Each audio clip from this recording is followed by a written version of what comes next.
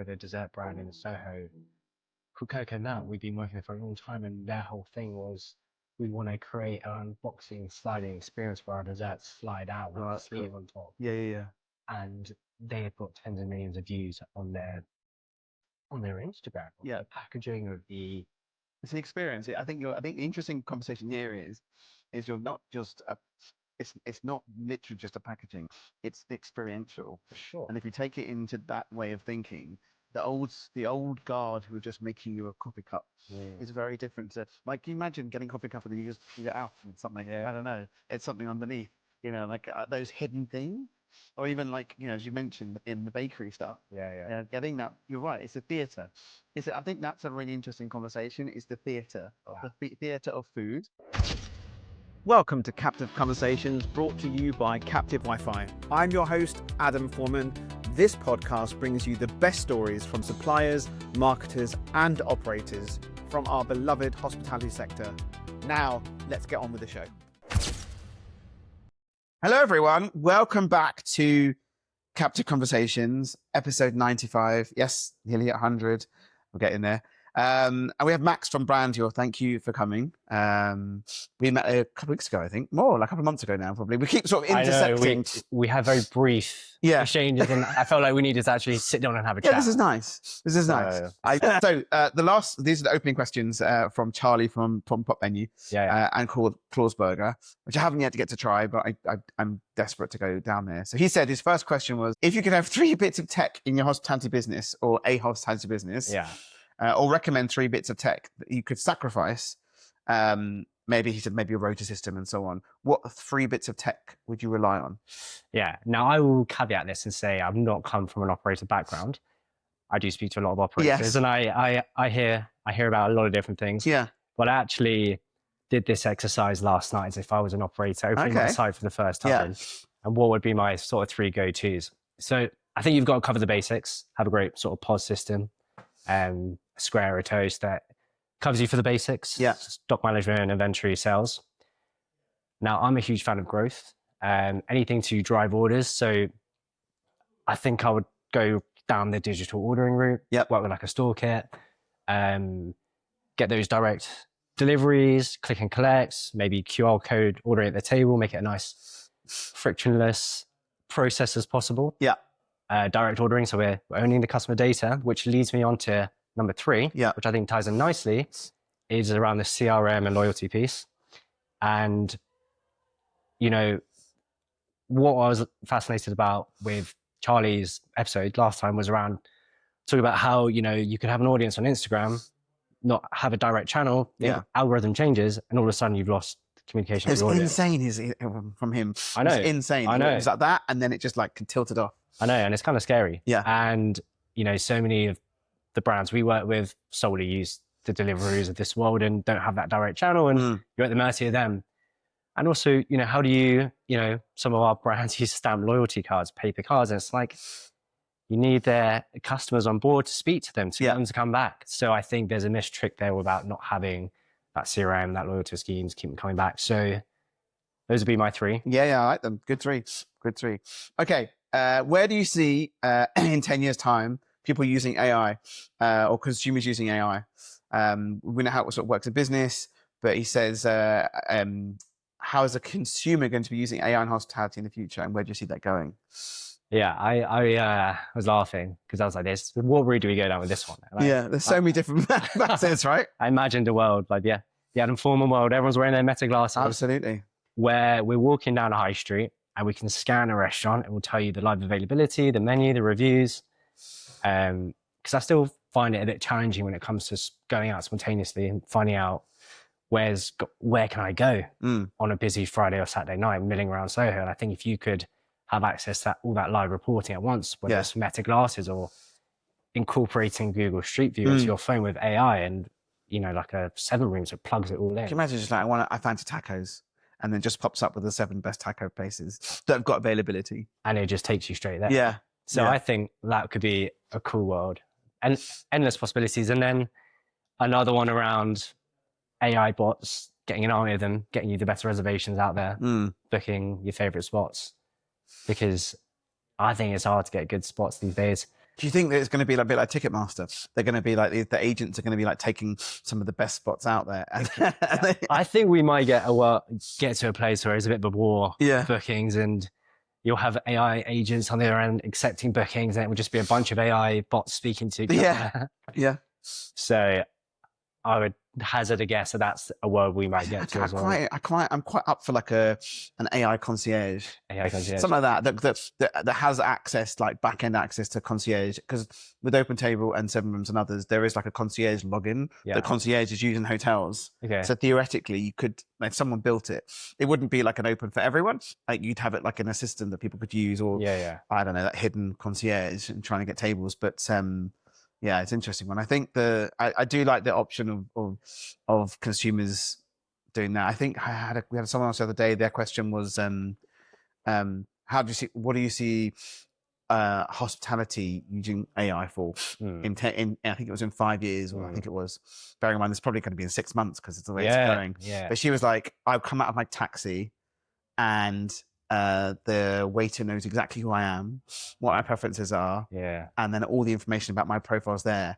And she said she was like, this is how I think it could benefit. Like, can you imagine you come out of taxi, someone comes out to greet you, whether it's a hotel or a restaurant, they know exactly who you are, what time you're coming, what your preferences are, all this information that's sort of there at the moment, but just tying it in together. I think the level of personalization can really just be taken up a lot. I'm hoping it will happen. Okay, standard questions. Best hospitality experience you've ever had?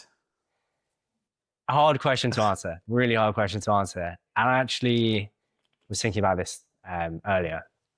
And I'm going to draw on a recent experience that I've had, a unique experience. Yeah. And there's a lovely girl, Elliot Toast, who was telling me about this restaurant in Walthamstow. And it is, by day, a jeans factory. It's called Slow Burn, I don't know if people have heard of it. Yeah. And Monday to Friday, it's this London's only craft jean factory. And from Friday night through to the weekend, it turns into this incredible restaurant. So that's insane. It's insane. It's insane. You walk in and it's just benches full of people who have literally been there earlier that day. Yeah. With all of their equipment laid out, all of this fabric everywhere, jeans. Yeah. And you go through, and it's this restaurant that's just been put in the middle of it all. Yeah. A working restaurant, and before you wait for your table, you're literally sitting at a bench where someone's sewing machine is, having a drink, and that's insane. It's insane. And the staff were all incredible, and the food, importantly, was incredible as well. It's not just because we're having dinner in a factory, but the food was absolutely amazing. Middle Eastern sort of flavors, black bean tacos. I think I had rotisserie chicken, mussels. It was a serious experience. And I think there was a lot of good restaurants, and hospitality is all about that feeling, like, and the memory that you have, and that was just really in the forefront of my mind because it's just so unique. I think I love the things that will stay in your mind of some experience that you've had that just is different than the rest. You can go out to a restaurant in central London, for sure. There's hundreds of different restaurants, all are very different. But if you can go to have an experience, it just changes, and it's on top of mind. So when you speak to someone and they go, "Oh, where have you been recently?" It's the first thing that comes out. For sure. And I think there's big opportunity for hospitality to cross over with other weird and funky sectors like retail, like fashion, and have these cool intimate pop-ups, and have these really unique experiences. Yeah, it was cool. Yeah, really. that sounds very cool. I like it. Years ago, I went to New York. There was an awesome place called Beauty in Essex in Brooklyn, and you go through. It's a pawn shop. So you walk in, it's just a pawn shop. But there's like trinkets and the guys behind the counter, and then you walk up, and then you're like, "This is like, why am I here? This is weird." I've got a booking, and then he opens this massive door, and this is like super sleek restaurant, and then you go downstairs. It's a bit like La Bodega Negra when it was in Soho. They were meant to have on the one side that says sex shop. And they could never have they were meant to be able to put items on the menu, like naughty things on the menu, but the neighbors didn't want another sex shop. But they tried to explain to them it's not a sex shop, it's open another restaurant. So all you really had when you walked in was a mannequin, and then it was like this dark room that you walk in and then you go downstairs and they wanted to adjust. Everyone who walked up was like, Like, why are you taking me here? I don't want to. We're in Soho. I don't want to go here because the other side was the cafe. Yeah. And unfortunately, it's now closed. But it got a lot of people freaked out walking into this because literally at the front door you had like a mannequin with like stuff on basically, and you had a very eccentric door host in the beginning. And it was hilarious. I mean, I remember taking friends there, and they're like, no, this isn't. No, yeah. What are you roping me into? Yeah, I'm not. I didn't say I'm not up for this. And then we walk in, and they're like, okay, they're in. Yeah. So that sort of experience, I think, is quite cool. But yeah, I think it's nice to see more. There's lots of competitive socializing places now. I think they're quite cool as well. Yeah, definitely. But yeah, best hospitality tech. We talked about tech earlier, but what's something that you have really enjoyed using or have top of mind? Only because I went to their launch party recently. Stalk it, in fairness. I think love, the best in class, and a lot of the brands and operators we use, we work with, use the likes of Stalkit. And from my time at Just Eat, knowing how important a good menu is, well laid out, well presented, the impact it can have on driving your average order, spend, menu conversion, and using it as a customer at Rogue Sarni's recently, I was so impressed about the whole order flow, customer experience, and they've done a really nice job on that. And then with the app to come as well, and I've got the Sushi Dog app on my phone, and it's a really nice experience. Yeah, and it's nice. It's not clunky. It's quite nice. It's not clunky. Yeah. And considering how I'm sure you appreciate the development world it's a really labor-intensive thing, and the fact that they can make that whole process so much shorter. Think about back in the day when you go to an app, right? It would be like, I'd speak 20 grand or 50 grand or 100 grand, or whatever, or a massive SaaS fee. Like back in the day, it would be crazy. People asking for development to build stuff. I think we've had a client, we're helping out a client in Tenerife. And they we're not a client, we're sort of helping them. And I was just advising, and they've got the app and trying to plug it into a new system, a new res system. It's all very difficult because it's custom built, but there's other stuff out there now, or they could just go build it themselves, right? Nowadays you can theoretically. And I think there are, myself included, a bunch of operators out there who just don't have that know-how or time, more importantly, to be investing in building apps. So I thought that was really cool. And I think you can roll that out at scale, and it could be super impactful for operators. So I love anything to do with driving growth, and I think that was cool. Yeah, no, it was cool. I saw that. I was there too, obviously, and it was really interesting to see. Actually, it's very light and it's easy to use. So I think they've done a really good job on it, and it's not too clunky. Like in the past, other big operators, like 100-site operators, will have their app and it's clunky and it doesn't feel right. It's not in keeping to their design. They've just had to take something that others have, for sure, or they had to take it and use into the guidelines of what they've been given, rather than this, which is it's modular. So, but yeah, okay. So we're gonna go back in time, to before. So, where did your journey start? So, uni. Yeah.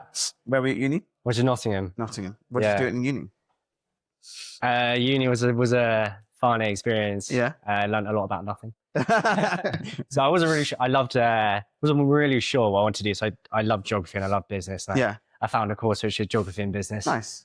And it was quite a broad covering, which is what geography is. Kind of tie it to space and place. But it was quite a lot of different subjects within geographies. The geographies you learn about history, art, economics, social patterns, combined with the commerce business side. It goes. I didn't realize how far it goes. It's unbelievable. The human side of geography. The learning on it goes into so many different facets that you can use in real life, in daily use, right? For sure. So I knew it would kind of set me up quite nicely into whatever I wanted to go into. And back to one more question. I was uni as well. So the question that I've got a hilarious story, but we'll talk about another time. It's hilarious. But Did it change? So I find that people I've spoken to went to uni. Yeah. It changes you. It changes the way you work. It changes the way that you live, because obviously you're not away from home. Yeah. It changes the way you communicate with people, because you have to. You're thrown into a different environment. Did you come back with a different mindset? Most likely, we're probably out realizing it. Yeah. Yeah. You are thrown into the deep end. Like all of the home comforts are completely gone. And in our second year, when we moved into this house, our flatmates came back after a New Year's party, and the one of them had left the shower running when they went out and came back and completely flooded the bathroom. Yeah. And the whole of the kitchen ceiling had to be removed out. Oh my God. And we came back and were like, what do we do here? Yeah. So it's stuff like that, which is really, it's a bit of a fall from grace. You know, like, what on earth do we do? It's all about the stories, though, isn't it? It's about the stories. You have to learn up and man up. So what was your first journey after uni?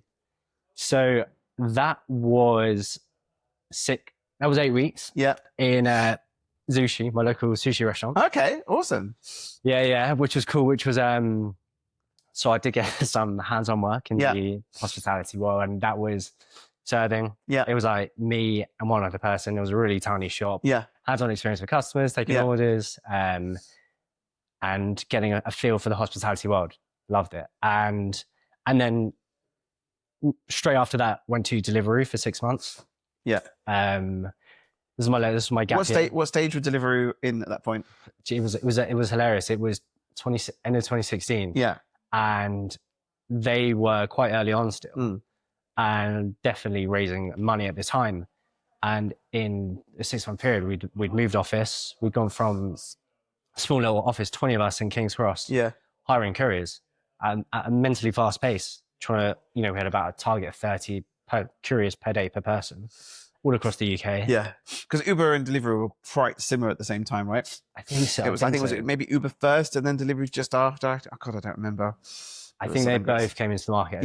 So it was very, very early on, fairly early on, and it was super fast paced, and loved the tech hospitality world, and I knew it was something I wanted to dip my toe back into. So worked there for 6 months, really fast paced. Super fun. Were you sort of in a scale up as well, I guess, at that point, right? Because it was a scale up, and then we all moved to a big office out in Poplar. Yeah. The whole sort of commercial team came under one roof there. Inbound sales, outbound, hiring, all under one place. That's massive learning, like going into an environment like that. It was massive learning. Yeah. I think you don't realize it at the time that those kind of learnings, the fast-paced KPIs, the brutal reality of the startup world when you're raising money as well, growth cuts. Yeah. But it was a lot of fun. It was a lot of fun. Everyone there was in my team when I was in New Zealand. It's just there to have a fun time. But it was good. And then went traveling for 5 months. Yeah.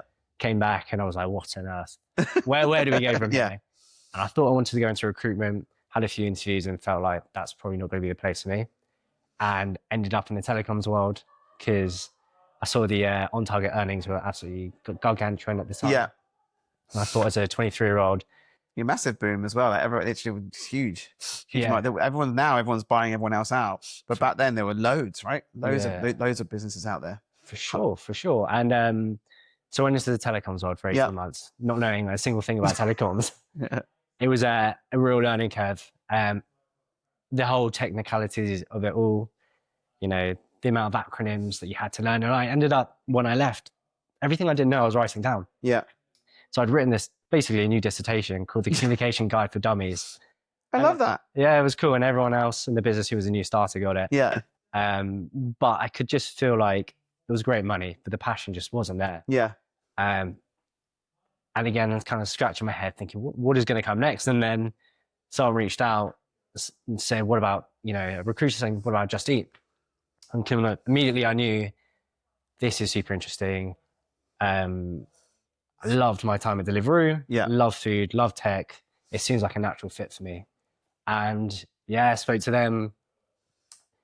And it was going to be a completely different environment. I was very much before in an office in Moorgate. Yeah. Stuck at my desk and I had really itchy feet. I wanted to kind of get back out there. So Just Eat was very much in the field. Oh, was it in the field? Okay, nice. It was in the field. Yeah. Was this when they had the big devices or are they the smaller ones yet? Were they like the giant ones? It was like the free flat screen TV, the TV. yeah.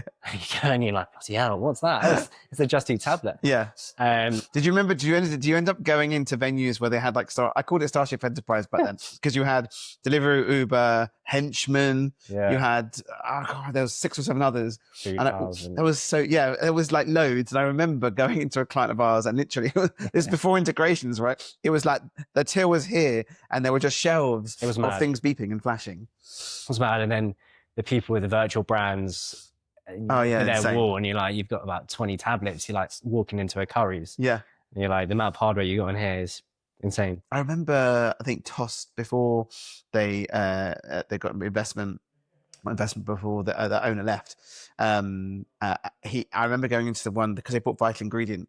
Yeah. And I went to the one in Mayfair here, and I went downstairs, and the same thing. They had like 7 brands all running. So before, I mean, people do it now, right? But before, it was quite unique. There weren't that many virtual brands until they really figured out they could do it. Yeah. And literally, like 8 to 10 tablets, all just beeping in like a kitchen in the basement.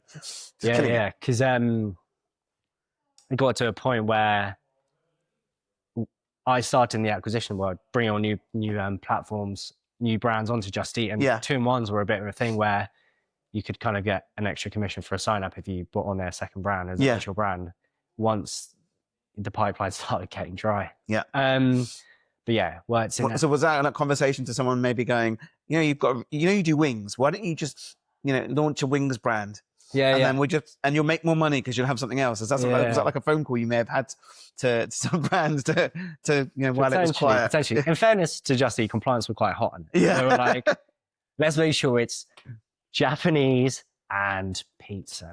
Let's get them super, super different here.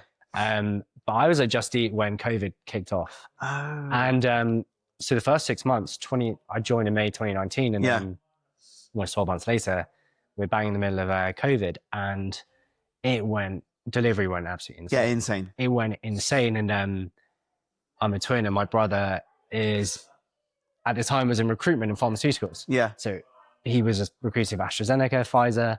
All of our friends were laid off. Yeah. And we are absolutely both just flat out in our bedrooms. Yeah. And it was a strange time because I couldn't have been busier. Yeah. And Just Eat. Were you getting phone calls from your friends going, let's go for a walk, I'm on furlough. Do you want to come? Do you want to come for a walk? Yeah, like, pretty much. Are you free? Like, we won't be near each other, but we can sort of talk to each other. Yeah. I'm with you. Like, we were flat out too because brands were still open. Yeah. On the IT side, and my friends were just taking for walks, like I'm being paid, it's fine. I'm on furlough, it's all good. Coming back, I'm like, no, I'm working. Yeah. It was a strange time, and because it probably went from that upward. Like the trajectory must have been insane. It was insane. Because you must have had like grocery companies. Everyone wanted to try and like the whole of Marylebone turned into like even like some of the high-end restaurants turned into like the boulangeries and stuff like that. Yeah, it's insane. It was mental. Yeah. It was also a challenging time because people were thinking you were going to be the saving grace as well and keep their business going, and it was kind of a lot of them the only option they had at the time. Yeah. And no one really knew what was going on. So tough conversations at the same time. And you were kind of doing well in the company, but also working with an industry that was just on its knees. Yeah. But it was an amazing experience. And also the second half of the time at Just Eat was sitting on the account management side, and also McDonald's as well. Oh. And McDonald's had just launched onto Just Eat at the time. Yeah. And that must have been insane. That was insane. And I was managing a few of the franchisees and working with them on their operations. And they had basically didn't want to go full throttle from day one because they weren't sure how the network was going to handle it all, which is totally fair enough. So it was a kind of those first few months when the partnership was up and running, it was a bit of like a huge learning curve for everyone. The franchisees who had been on Uber Eats before were sort of saying, why aren't we doing the same volume? Yeah. And we're sort of there saying, well, let's not break the system first. Yeah. So managing expectations. But a lot of different people to speak to. A lot of different people to speak to, and learning about a business like McDonald's, which is one of the most insanely process-driven business. You walk into their kitchens and it's like this most insane conveyor belt. Yeah, a lot of businesses can learn from them. I mean, I found that when William Connors was on a while back, he was one that told me that that McDonald's were the people that created the kitchen display screen. They designed and created it, and then they led the way for that kitchen display, the bump screen that you see in every quick service, fast service business in the world. It's like process driven. And you can understand why every McDonald's you go to, there's such a level of consistency because they've nailed the processes. So just understanding that from an operational viewpoint was really interesting. It's also the timings as well, right? Getting that driver in at the right time. That always, my mind goes. Now it's easier because you can manage it. There's clever, smart tools to manage it. But back then, it was a bit hairy. Yeah, because, it's ready in 2 minutes. Yeah, they were working on sort of geo tags to understand when the driver was in a certain distance from the restaurant. It would trigger when to cook, send the orders to the kitchen, and we had so many issues with the breakfast cutover period to lunch where they have a 15-minute window. You can't take your own orders for breakfast at 10:45, and then and then sometimes the system that's tricky, isn't it? Would get it not quite right, and orders would ping into the system for breakfast at 11:05, and like, we can't do this. I spoke to a guy. He used to work at Deliveroo, and because of the driver thing was meant to be automated on the driver, he would be on early days on the back end just submitting. They knew in the reporting that those venues would always be slammed. And they'd always be slammed, and the drivers would never get there in time. So he was in the back end dispatching drivers even before they said it was ready. Because he knew, not that you're allowed to do that, because you're not allowed to. Right. But he was telling me a while ago, I was at an event. He's like, I was just sitting there pressing the button. I was like, dispatch, order, ready. So they'd turn up, and the drivers would be like, I'm here to collect this order number. And they're like, it just came through. But then he would have done, it would put together in like a minute, and then they were out. It was insane. So I remember the story about one of my franchisees had the third busiest McDonald's out of all the restaurants on the platform, and it was in Chatham in Kent, and they were doing 4,000 orders a week on McDonald's. Wow. And they wanted me to go there on a Friday night just to see how the operations worked. I think they were doing something like 800 to 1,000 delivery orders just on Just Eat that night. And the systems they were having in place and the confusion with the couriers, it was just. Yeah. Was it fully integrated at that point, or was it still the... No, so they had, at that time, it wasn't integrated, and then they eventually... Yeah, they did it. Moved it all over to integration. Nice. So they were doing the printouts, then... Manually, sending it into the kitchen. Oh my gosh. 1,000 orders? 4,000 a week, yeah. It was a mess. What was it like when you were there on a Friday? Well, basically, your eyes are open. I was like, where do you even look? Where do you even look? Because the McDonald's manager of the store had basically got this blue board. And had been like standing at the front running the tickets over while all the drivers were waiting there. Oh, wow. And it kind of worked. It was all kind of mad, but somehow sort of worked. And it was... They also said to me, when you go, don't wear anything from Just Eat because the couriers won't want to see it. They won't want to see it. And there was a big issue at the time with ghosting on the apps where couriers were saying they were going to be at the restaurant. Oh, yeah. I hate that. And I hate that. Yeah, it was all... I think that still happens with delivery now, to be honest with you. I think so. It's just, drivers or it's the app trying to get it in the background, but trying to show you like the Uber version of taxi's ready, it's coming, but it's not coming. Yeah, so there was a lot of things to iron out. Yeah. And it was interesting, though, to be part of it all. God, that's super interesting, especially during that period. Like getting 4,000 orders a week. That's mad. It's mad. And I was working with McCopco. 5% of the McDonald's sites are owned in-house. 5% are franchised. Yeah. And so one of the groups I worked with were part of the McCopco group. Mm-hmm. And they had got this model called Convenience of the Future, or Delivery of the Future, where they were reformatting their stores purely for delivery. Yeah. And one of them was out in Bow in East London. And that one was doing about 4,500 orders a week. And they built a separate whole delivery channel, and they wanted me to go there and see how it worked. And it was really interesting. I've seen some of the other McDonald's where it's downstairs and it comes up on the bag. Have you seen them with the travelator thing? That's insane. There's some other brands that are doing that now, where you go in and the kitchen's downstairs, and it's this sort of thing that comes up with the bag, and then it gets popped up just for deliveries. So McDonald's were launching dark kitchens at the time as well, and one of my franchisees had one. Yeah.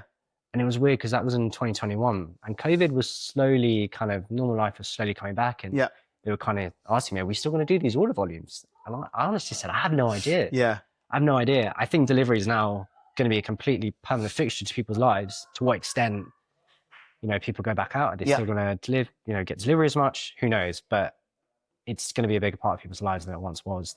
The whole digitization and it's so different. I mean, I live in Hertfordshire. Like, can you imagine? Like, there would be like 3 Chinese places I could get. I mean, Just Eat was always the place that had every Chinese restaurant in the world was on Just Eat originally. And then more came on, and then more brands. COVID accelerated for everyone to try and get more business out there. I remember in the past where the clinicians weren't so bad. No. And they were okay, and now it's like a Wild West, right?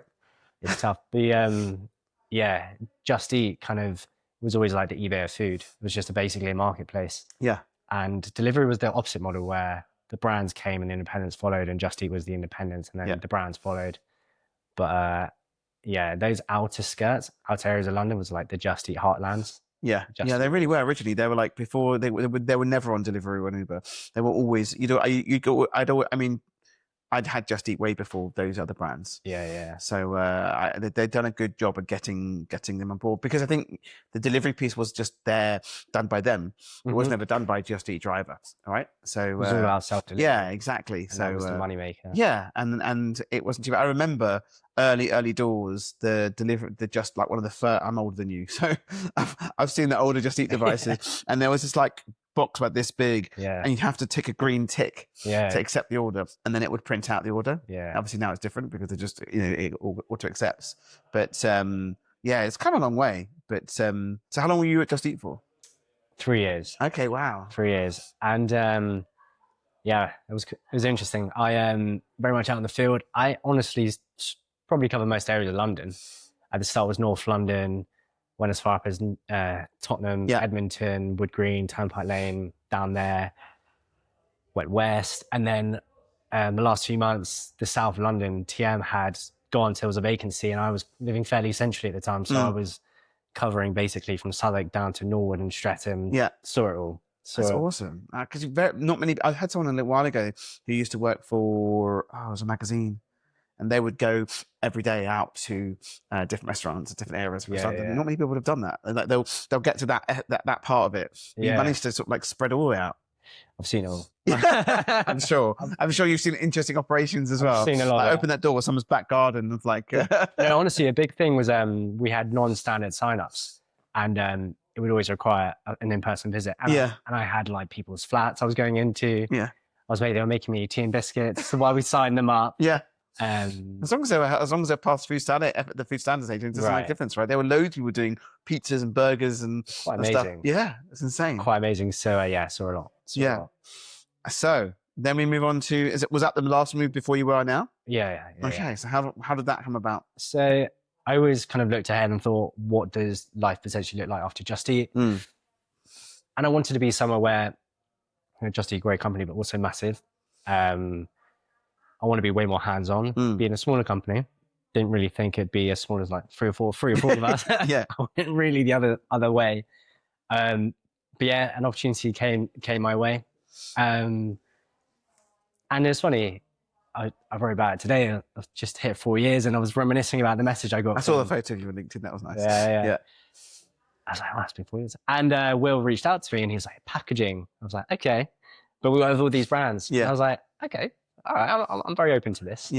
But it was so early stage, and he kind of told me about the vision of the company and about how the space was so much innovation that could be done, and it could be so much cooler than it already is. And we've only just touched the tip of what's possible, and we have all these plans. And I thought, you know what, let's give it a go. And all I wanted to do was work with the best brands in the sector. And I love brands. I love everything to do with branding. And this opportunity came about, and I thought, let's give it a go and see what happens. And working in the branded packaging world is very eye-opening. It teaches you a lot about supply chain, restaurant operations, forecasting, sales, how you order, what makes a successful business just based on the amount of packaging they order, who isn't run well, who is run well. So it's been cool. And it's given me the opportunity to work with So you guys have some really cool brands, to be fair. Like it's like from what I've seen. No, and the weird thing is you're the silent hero behind it. Yeah. So it's not like you turn upside down, then your little logo is in the back, right? No, it's not there. So it's all we about are thinking about doing that. on the little barcode on the inside of the coffee cup, right? Made by Brand So Raw. yeah, But, give them a little bit of discount and have it on there. So it's a good idea. Yeah, we've been toying with it. We are doing more partnerships with other brands, and that is going to be a little thing that we do. Yeah, more cross collab stuff. I think the other thing as well is that just before, for people who don't know, you can explain to them what the brand is. Like, well, let's start with that first, and then we can. Yeah. I'm going to tell people what Brand Raw is. Go for it. Brand Raw is, we are a branded packaging company, so we make branded packaging accessible to small independent brands. And this industry historically was always very clunky. You would have to order huge volumes of packaging from the Far East. It would take months to arrive, and unless you were a Costa, Starbucks, or Cafe Nero, that was always a bit of a challenge. So we kind of flipped that model on its head and produce everything locally. You can get 1,000 coffee cups, 1,000 bags to your front door in 3 weeks. And if you're a small business, you can now get your brand out there. Yeah. And make it really easy. Because back in the day, it was just, they would have a stamp, right? They'd go on the stamp and then on the little bag or the stamp on the coffee cup. It kills me to this day. They're like, you get your coffee before they just do that on it. And it just looks... It's one of my pet peeves. Yeah. And like, I just feel like... It's authentic. You need to give me some business cards when I pop in. But yeah, it doesn't... It's not hard nowadays. Yeah, great Stamp series. Great content series. Yeah. Stamp watch. So yeah, the packaging world, it's... we just want to make that whole customer experience way more straightforward, way more easy. Yeah. So I think about 30% of our business at the moment just comes from people going online, ordering a few clicks. And we just want to make it a really easy place to be, because you make it more accessible, right? Accessible. Old websites, fill out a form, get a quote in a week, someone might call you back. We're very... I literally, so my friend of mine does promo stuff for like the Warner and other bits and bobs. Yeah. I said, really, that side of the business is so tough. Like everyone's against each other for the best deal. And I remember going online looking for some like bags for what we wanted. Yeah. And I must have gone to 3 websites, and at one company emailed me back. I just think it's crazy. But all their websites are so big of everything they do with like promotional merchandise, you sort of get lost. And out of those 3 brands that what I was looking for, like 3 days later, that one website emailed me back, which is insane. Like, how do people? Yeah, it's not good enough. And I think the founders, Will and David, recognize that. And actually, Brand Raw came into existence as a bit of a side hustle because David, our founder at the time, was going to go to New York. COVID hit. Yeah. And his dad prints adverts onto packaging, pharmacy bags, beer mats, coffee cups. So he had the back end facility huge already. out-of-home business. And he was like, well, the factories are here. If you want to have a go, we have the relationships, get a website up and running, walk down, Paul Speller Road, ask coffee shops they need their cups branded, and we kind of did. And then it kind of built out from there. And I love that. That's kind of the story of Brand Raw. Yeah. We actually used to be called Brand Raw Cups. Yeah. Because it was just coffee cups. And then we realized, okay, bit of a market here to do a bit more than cups. Yeah. To make it look cool and different. That's the thing. And I think the challenge out there nowadays is that, like, I went to a place around the corner from my office to get like a falafel salad, whatever, right? Nice. It was a cheapo, like, throwaway thing. Like, it could have been, I would have walked out, even with a bag, I would have walked out with a branded bag, walk into my office 10 minutes with that bag. Yeah. I always grab a bag. I love a paper bag that's got, and it was just, yes, they're a single site, great, but they must go through 700 to 800, maybe 1,000 wrap thingies. It's insane. I take naturally a bit of a biased viewpoint where I kind of reframe it, because essentially what we're trying to get customers to come around to is accept that the difference you're paying for a plain bag and an unbranded bag is your marketing cost, your £300 more. And I kind of flip it and say, would you pay your customers 5p to walk around and advertise your brand to everyone in the area? And I probably would. Yeah. And we're actually building an ROI calculator now that kind of shows the impact of branded packaging, because I think out-of-home marketing, like how many people look at that billboard or how many people look at a branded bag, has always been a bit of a tricky one to measure. But I think, put your prices up by 5p and, from a marketing cost, get people to walk around and advertise your brand. Yeah. I feel like you could end up taking it to the next level and doing like NFC because I met a company the other day that have built like a reusable coffee cup with an NFC at the bottom. Oh yeah. Called Topple, really cool.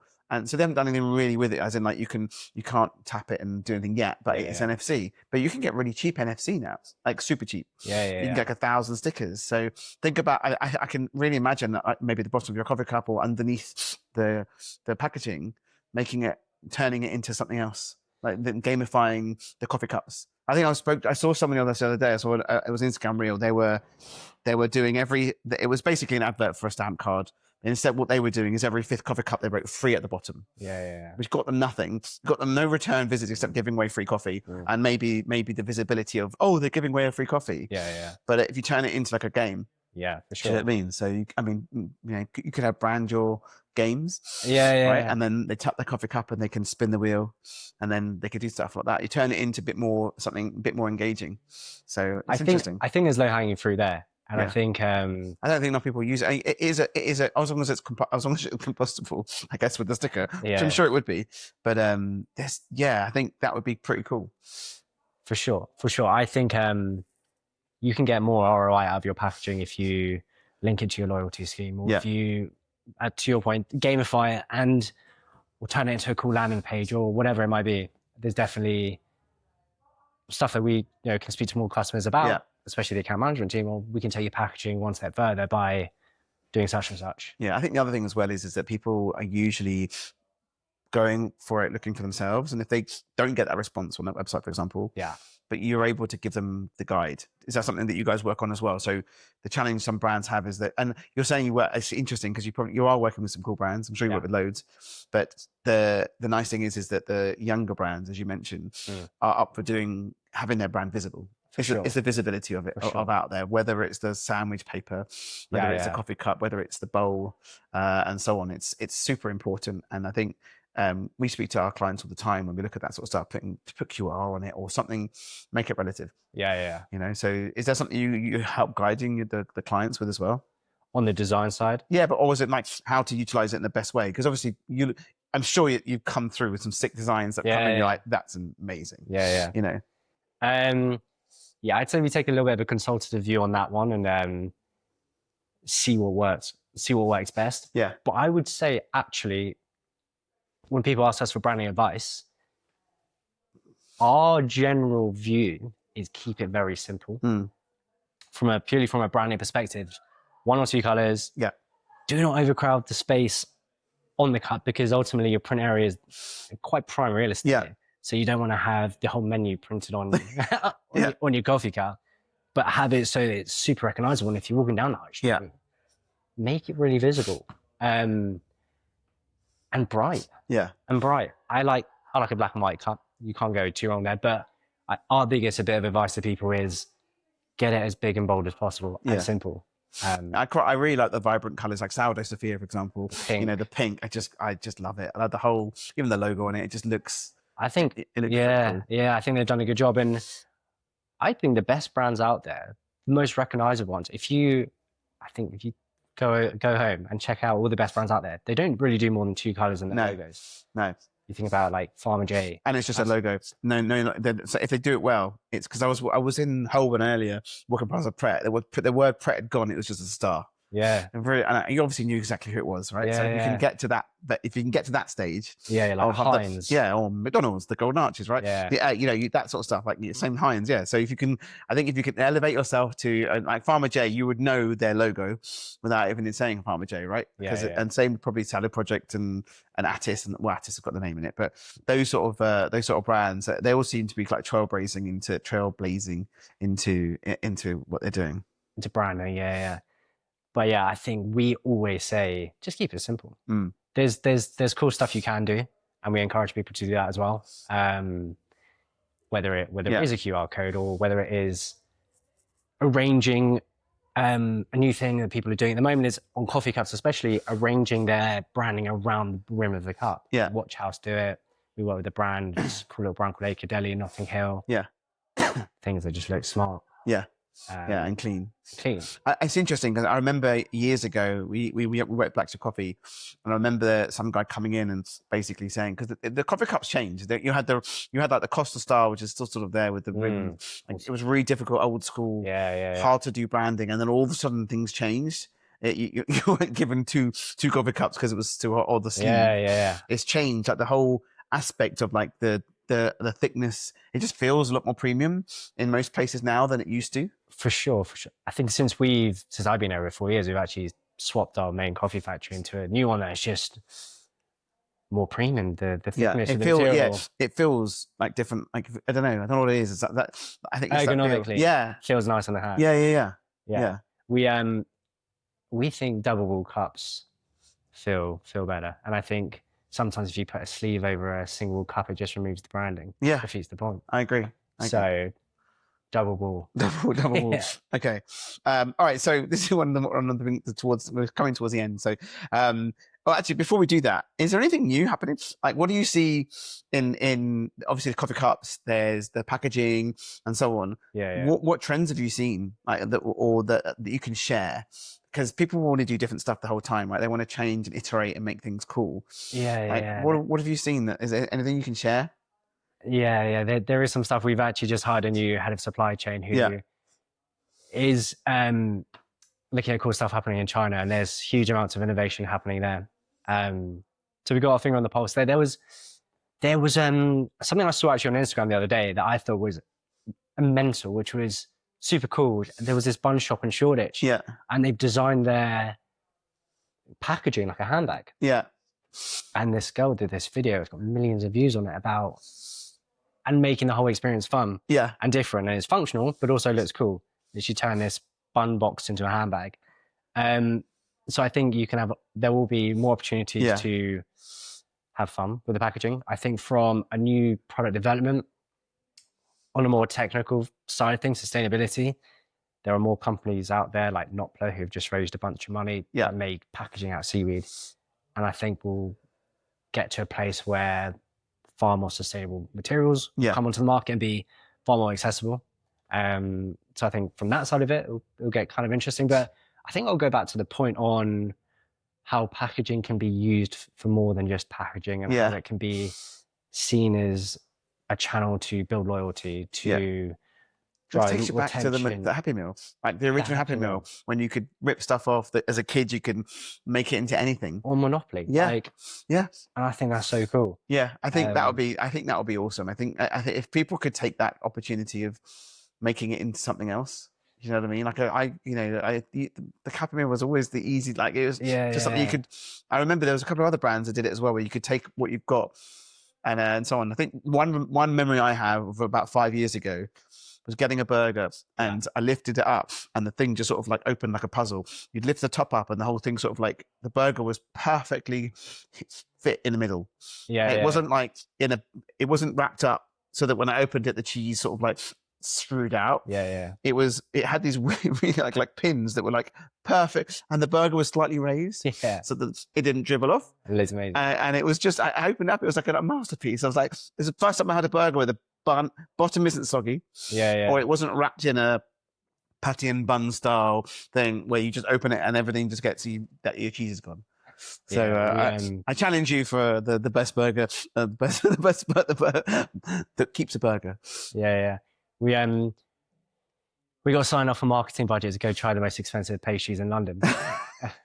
And I was like, well, people are spending a lot of money on their pastries. How are they going to be packaged? So naturally, you're like, let's see what the creme de la creme packaging looked like. So we went to a place called Nicolas Rousard, which is in the Connaught Hotel, and Cedric Grolet, who's huge on Instagram, sells outrageously insane looking cakes for a lot of money, but tastes great. And one of the most interesting things about the whole experience was the actual unboxing experience of it all. And the amount of thought that needs to go into the packaging needs to match the product as well. And I think if you look at other sectors like retail, especially high-end purchases, you get the most amazing boxes. So why can't it be the same? And you keep them. And like, this is as cool in some instances as shoe boxes for women. You know, literally, we have lots in my house. Can't get rid of it. Literally. So I think more can be done on the whole unboxing experience. We work with a dessert brand in the Soho called Cocoa Melt. We've been working there for a long time, and their whole thing was we want to create an unboxing sliding experience where our desserts slide out with a sleeve on top. Yeah. And they have got tens of millions of views on their Instagram of the packaging of the. It's the experience. I think the interesting conversation here is you're not just it's not literally just a packaging. It's experiential for sure. And if you take it into that way of thinking, the old guard who are just making you a coffee cup is very different to, like, you imagine getting a coffee cup and then you just peel it off and it's something, I don't know, it's something underneath, like those hidden things, or even like, as you mentioned in the bakery stuff, getting that, you're right, it's a theater. I think that's a really interesting conversation. It's the theater, the theater of food. And you get that when you're in a high-end restaurant. You get that when you're in that restaurant you went to with the Gene Factory, right? It's the theater. If you can try and turn it on its head and get the theater, then you'll get your people will be going back to their desk rather than just opening up a Pret sandwich or whatever. For sure. They get to open this and it's an experience. I think that's definitely, it's the theater, right? I think especially on delivery brands, it's like almost like a customer acquisition cost. If you've never ordered from them and you're ordering it from the same first time, and they have this amazing box, you're going to think if they put that much thought into packaging, the food's got to be good. It's got to be good. We hope. But yeah. Well, okay. So before we finish, I just wanted to sort of chat about your content. So through the Brand Your series, and getting out there. What's made you decide to actually get in front of the camera, and how do you think founder-led and personality-led, because it works for you and for the brand, content has become when a growing business-to-business hospitality brand? Like, so what made me do it? Like, I am someone who will try everything once, give it a go, and I think to your point that we sit in an industry that's quite old school. There's, no one's really doing founder-led content. And I think there's generally a bit of a misconception with B2B content that because you're not selling directly to the consumer, you don't need to be in front of the camera. And I've got some friends who have a matcha brand called Perfect Ted, and they instill into everyone in the business, get in front of the camera, buy into you. And I thought, but it's the British thing, right? It's a British thing. It's the cringe factor. It's the worry about trying to do it. It took me a little bit of time to get there, but I think we are it's too harsh on each other. The Americans, our colleagues of mine and friends of mine in the US, will literally whip out their camera and off they go, no problem at all. And it's that little. I think. Do you think it's a cultural thing here? It's everything's fine. We don't need to talk about it. It's all good. We're everything's on the up and up. Then we don't need to talk about it. So what was it like getting into the first, doing it? So the first videos, we didn't have microphones. Yeah. And it was just us going around. And I thought it was fun, whatever, but I want people to hear what we're saying, because I actually think Matt, the guy I do it with, he's very good at social media as well. And I watch so many videos where I'm just listening to people chat. Yeah. And I'm buying into these people. Because it's genuine. It feels genuine, right? It feels genuine. Yeah. And the amount of times I'm sitting watching a video being like, it's not that interesting. But I'm just enjoying watching it.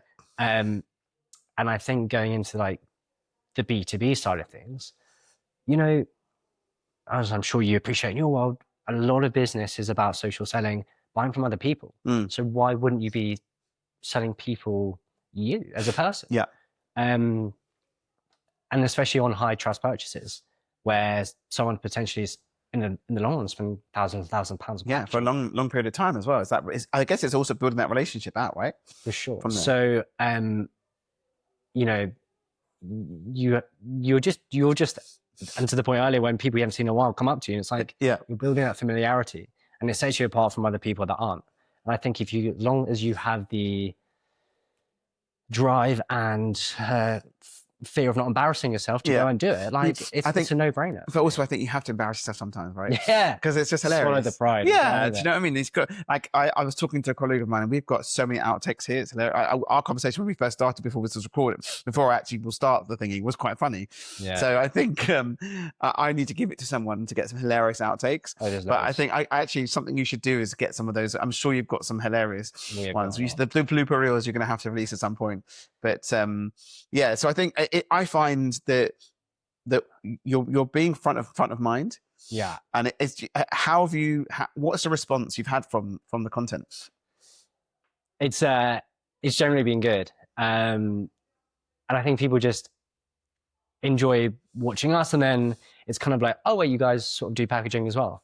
And it kind of then sort of starts that conversation. Yeah.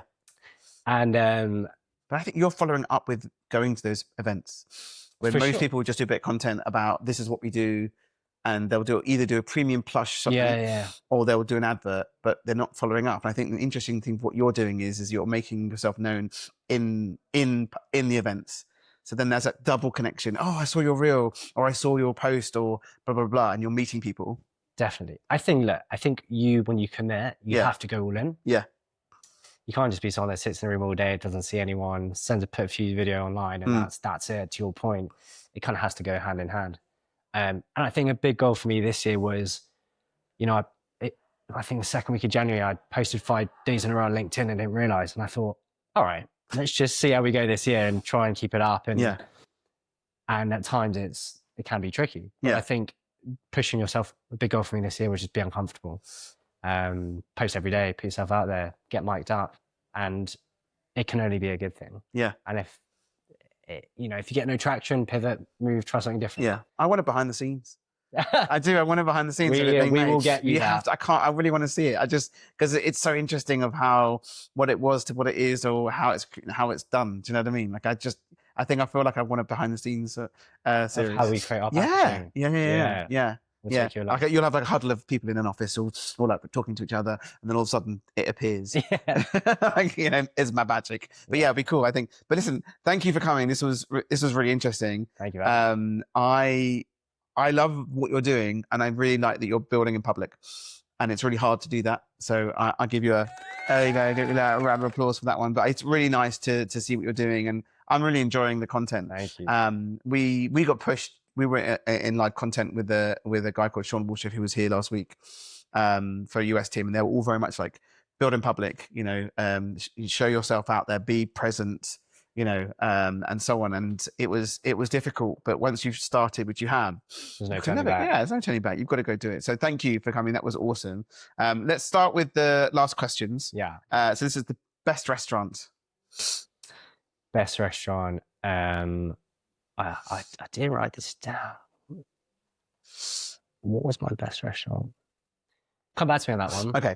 Best burger. Best burger. So I had a bit of a backstory. I was at a school reunion the other day in $7 and had a few drinks. And I was walking past Bleecker, and I've never been to Bleecker. You've never been to Bleecker? Never been to Bleecker. And I kind of walked past and thought, this is my time. Yeah. I'm going to go try it. And I got the burger, and took my first bite. I thought, this is it for me. Yeah. And I was so impressed, like the simplicity of it all. Yeah, the ingredients, and I've tried a few burgers in my time. I think that one just took it. It just works, doesn't it? It just works. Yeah. I think the nice thing about them is that it's just 3 or 4 things on the menu, and that's it. Yeah. Obviously the shakes and other bits and bobs, but literally it's so simple. Like they've nailed it. Nailed it. I love it. Yeah. I can't wait to go back. Yeah. I have remembered my best restaurant. Yeah. Which was Oma in Borough. Amazing. Above Agora. Yeah. I went last year. We were sitting at the counter, and it's insane, isn't it? The scallop, the steak. I think they have it so well done. Yeah. It all just feeds in nicely, right? And I love Greek food. Yeah. And I could eat it every day, I reckon. And I love cooking over coal with the grill. Yeah. And I think they've knocked it out of the park. Yeah. And I could probably. Well, it shows it. I mean, they're so busy. They're so busy. But you have the opportunity to go downstairs to Agora if you can't get upstairs. And Agora is still awesome as well. I reckon it's a very close second. Yeah. Like, I can't wait to try it. So definitely number 1 for me. I'd like to go back. Best hotel. So, yeah, it is a little group, but the Pig. Yeah. I've been twice. We went recently in January, and I think the whole concept's brilliant. And I'm a huge foodie, and their whole thing is about having a 25-mile menu where everything is sourced locally. I love that. And the food, the teas they do every day. They have the farm animals all there, the gardens where they're growing everything. And the quality of accommodation is so nice as well. So for me, if you want to treat yourself and go for a long weekend away, the Pig, they've smashed it. Perfect. Okay. 2 questions for the next guest. Could be operator, could be tech, could be anything. Yeah. So my first question is, there's a lot of chat at the moment around VAT and the welcome relief that dropping the VAT in line with other countries in Europe would bring. And hopefully would be much needed. Now, my question is, if you can wave your magic wand and bring in one initiative, could be absolutely anything, that can make hospitality a better, more positive place, what would that initiative look like? That's a good question. That's a really good question. So that is my first question. And my second question is, what is one bit of advice you would give someone who's opening their first site? Yeah, that's a good one too. So I'd be interested to hear what they say. Yeah, that's a really good questions, actually. It's really good questions. I literally saw a post before I came in here of a hospitality ops guy went to Pret and just did a picture of a $4.99 sandwich with eating at $5.99. Because of VAT. Because of VAT. It's just insane. It's so annoying. I feel like someone needs to put a giant poster on a bus, or every bus, and just say, this is what's happening. No one sees it. It's so confusing. The whole thing is so confusing. That's what Greggs have always made their money. I think Greggs is such a clever business because nothing's hot in Greggs. If you're lucky to get hot pizza, then you get a hot pizza, but it's still no VAT because it's not on the shelf to order, and it's not to order. So I think it's a clever way of doing it. So bakery businesses, cookie businesses, they're just being killed, right? It's just insane. So but yeah, there's definitely a need for something to happen. I'm hoping it will happen. I think that that's the problem, is the thing that's out there at the moment. And I think they're going to be up to 1 million. I reckon they'll get to 1 million sign-ups on it. So let's hope. Let's see. But listen, I'll give another round of applause. Thank you so much for coming, and give them a wave goodbye. Thank you. There we go. Nice.